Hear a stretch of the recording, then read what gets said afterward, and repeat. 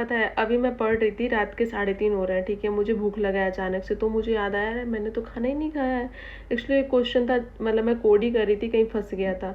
तो मुझे ऐसे ही एकदम से अचानक से याद आया कि क्लास 12th में जब मैं थी तो मेरी मम्मी घर पे थी, तो मैं मतलब मैं पढ़ रही थी, ठंड का टाइम था, तो मम्मी यही कह रही तुम अभी तक पढ़ रही हो? हम क्या, हाँ मम्मी। तो कहने क्या हुआ? हम क्या, कुछ नहीं, मैथ के क्वेश्चन सॉल्व कर रहे थे, उसके आंसर नहीं आ रहे थे। तो मेरी मम्मी को पता था इसका मैथ अच्छा है, कि जब तक आंसर नहीं आ जाता है ये सोती नहीं है, चाहे कुछ भी हो जाए। तो मम्मी आई कह रही है कि रुको मैं फ़ोन लेके आती हूँ। कि क्या करोगे आप? कह रही है रुको, मैं तुम बताना, मैं कैलकुलेट करके आंसर जल्दी जल्दी बता दूंगी। कसम से मम्मी गई, लिटरली फ़ोन लेके आई, आंसर बताई, मतलब 15 मिनट के अंदर मेरा क्वेश्चन सॉल्व हो गया। मम्मी लेके गई, खाना खिलाई, मुझे सुला भी दी, सो जाओ।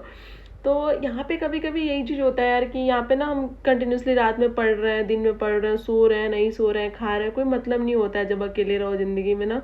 तो ये चीज़ कहीं ना कहीं खलती है, मतलब मैं तो अपने मम्मी को लिटरली बहुत मिस करती हूँ। और कहीं ना कहीं मेरी ज़िंदगी, मेरी मम्मी ने ना इतनी चीज़ें मेरी पूरी की है ना, मतलब हर छोटी छोटी ख्वाहिश से, मुझे घूमना है, मुझे खाना है, मुझे पीना है।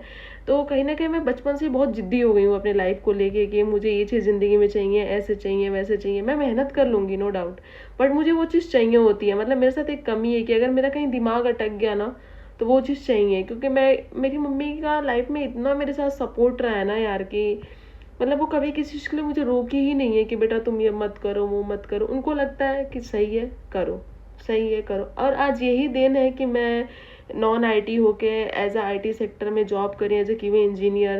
तो आई डोंट नो, हो सकता है, बट मैं अपनी मम्मी को कसम से अभी बहुत मिस कर रही हूँ। अगर मेरी मम्मी इसमें होती ना, ऐसे कहती है चल तू पहले खाना खा, खाना खा के तुम बैठोगी फिर।